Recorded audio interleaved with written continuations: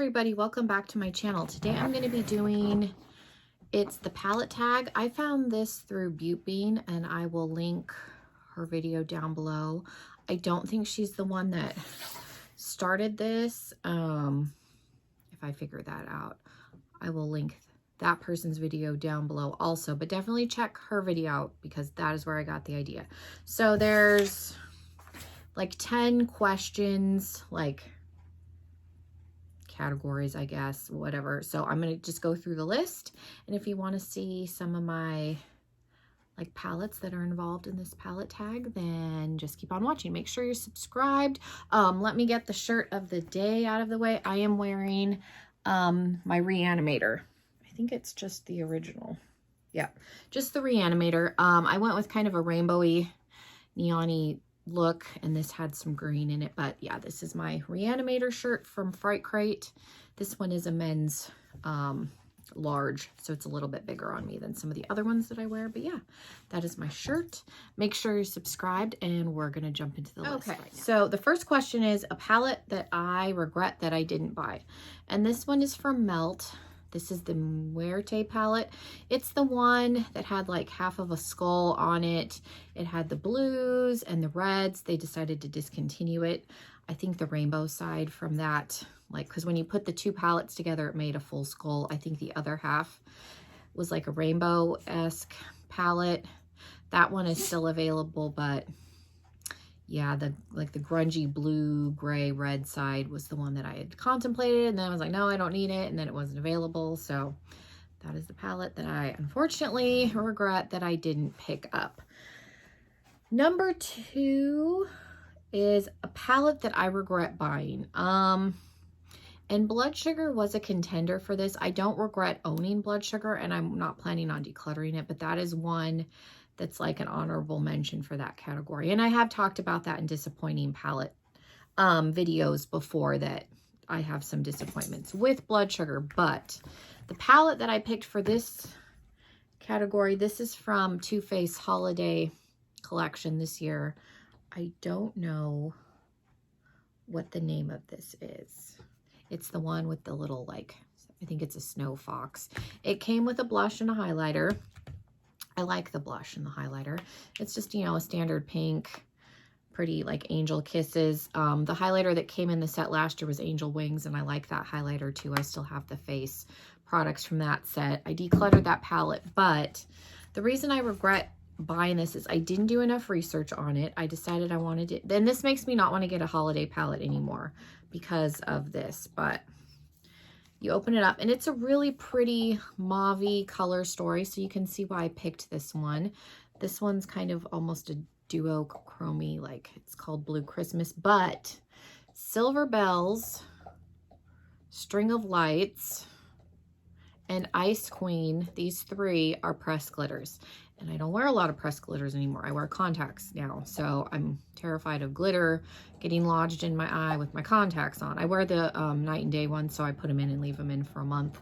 But I did use a little bit of the pressed glitter from the Hocus Pocus palette, and it was okay. I completely forgot I had it on my eye and took my makeup off, and it was fine. So that makes me not quite as upset. But the second I opened this, I was like, oh no. And that's just my fault. Like I said, I didn't do enough research. It is a pretty color story. Like I said, I like these colors. I like the size of this.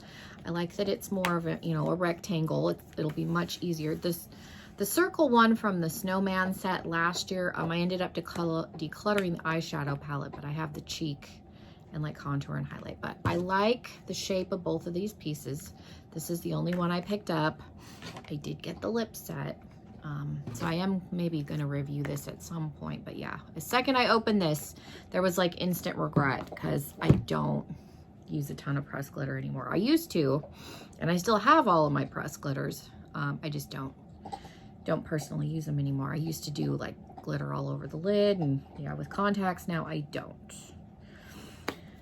The next one, a palette I haven't used as much as I thought I would, and that would probably be the ABH, the Norvina Volume 4. I certainly did not need this.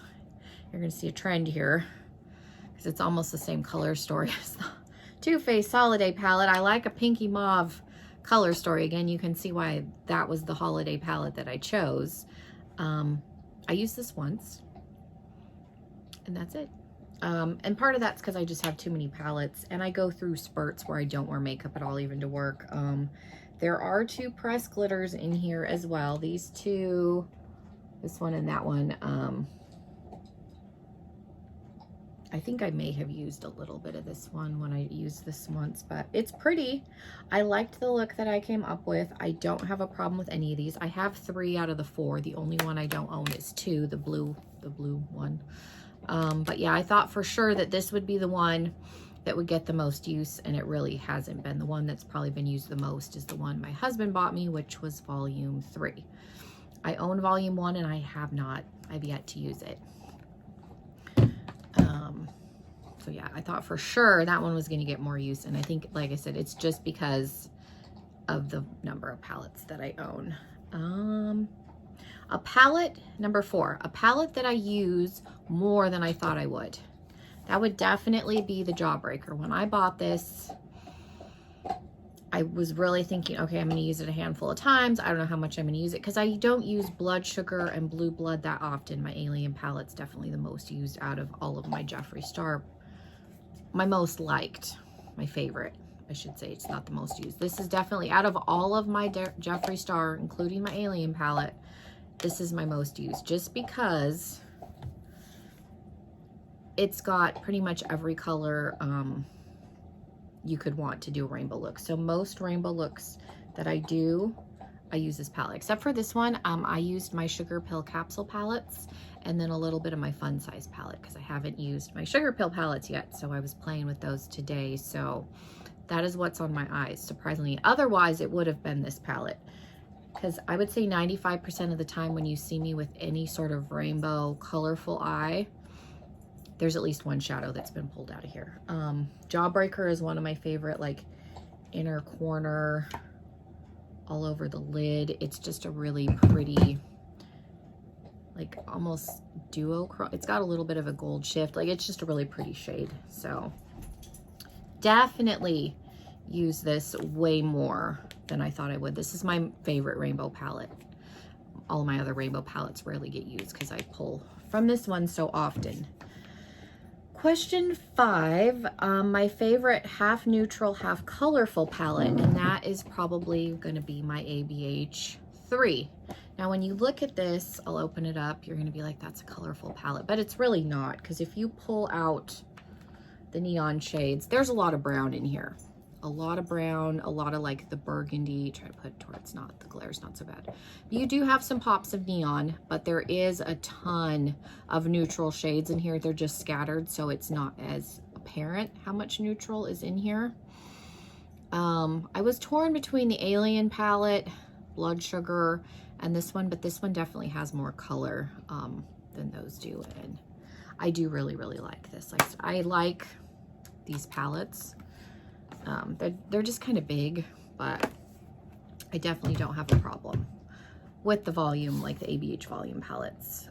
Number 6, a palette I bought for the packaging. I have 3 examples. The primary focus, I think, would probably be the Urban Myth. I have been wanting to try Black Moon Cosmetics for years, but the packaging was part of the draw for me. I love, obviously, horror, spooky, supernatural, urban legends, cryptozoology, all that kind of stuff. So the color story in here is nice, and it is half matte, half shimmer. The 2 palettes they had previous, one was all matte, one was all shimmer. So this, the reason that there was a combination also drew me in, but they're, you know, Area 51, Boogeyman, Mothman, Crop Circles, you know, the names of the shades, but primarily the packaging.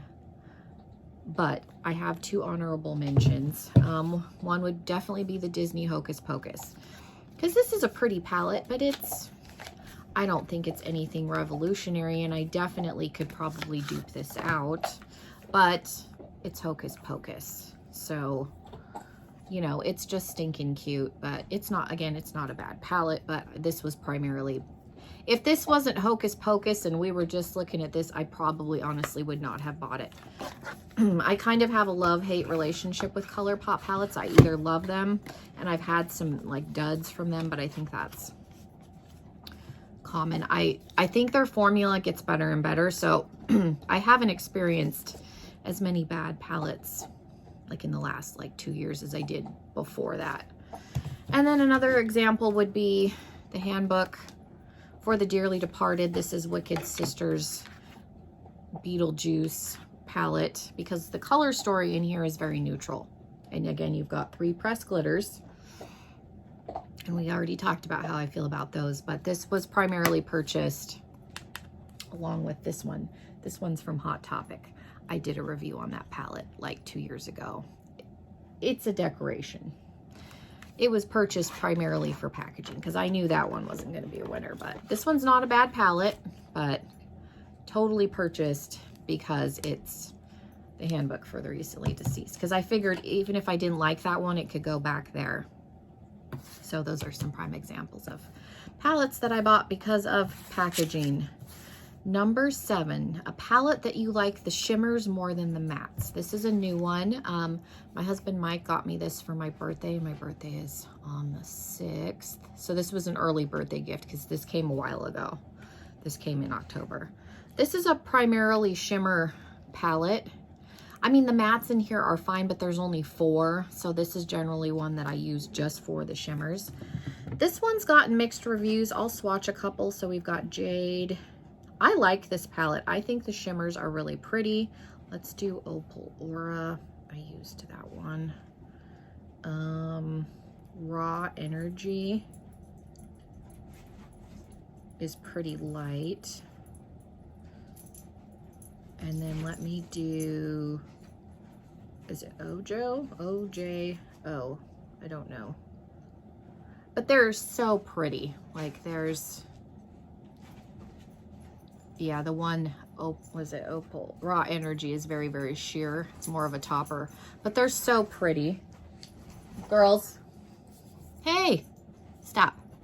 But yeah, definitely use this palette for the shimmers and not so much for the mattes. Like I said, the mattes are fine, but only being 4, there's not a ton that you can do with those mattes. So this is definitely a supplemental palette that I use just for the shimmers. But I really like this. I haven't had any problems with it. I think it's nice. And I don't mind pulling because like I used the 3 Sugar Pill palettes that I own.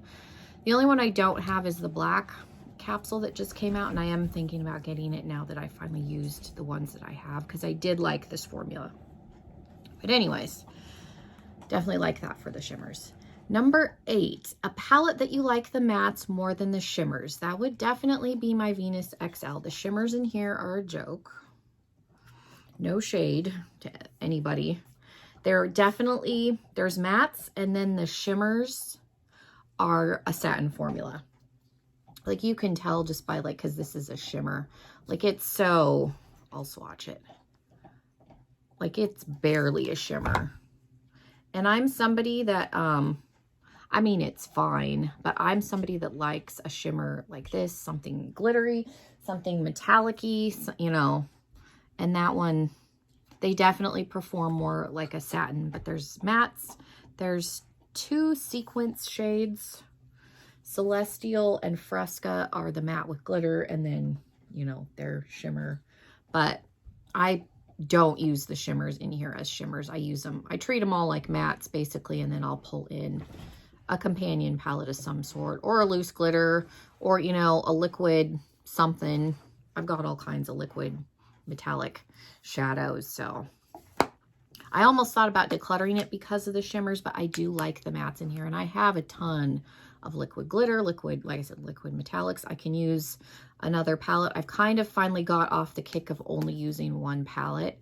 So like if I need a black or I need, you know, something, I will pull another palette in. And I was very much the person that wanted to use one palette and one palette only for a long time. And I've finally gotten a little better about that. I'm not stuck on that so much. So she's still here. She is a good palette, but definitely don't buy it for shimmers. The Venus XL2 has some really pretty like metallic-y shades in there, but even their little Venus palettes, there's a couple of them that don't have good shimmers in them, and there's a couple of them that do. I have 4 out of the 6 or 7 that exist, and yeah, a couple of them have a good shimmer in them and a couple of them don't. So it's just something with Lime Crime. Number 9, a palette that happily surprised you, and that would be my Alien palette. I fully did not intend on liking this. I've talked about this before. If you're new here, I'll tell you the story again. The pictures online do not do this justice. This looked super boring. I mean, and it probably looks boring on camera. This is one of the prettiest palettes. This is one of my favorite palettes.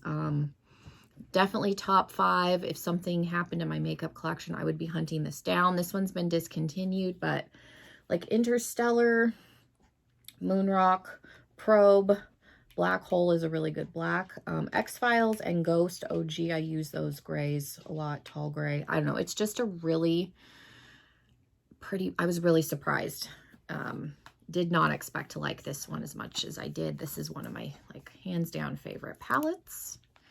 And then number 10 is a palette with the most interesting color story. And that would probably be my Moon Spell palette from Lunar Beauty. It's just a unique, you've got those grungy blues and greens. You've got a row of like neutral, a couple of mauves, some browns, and then these like pretty purples.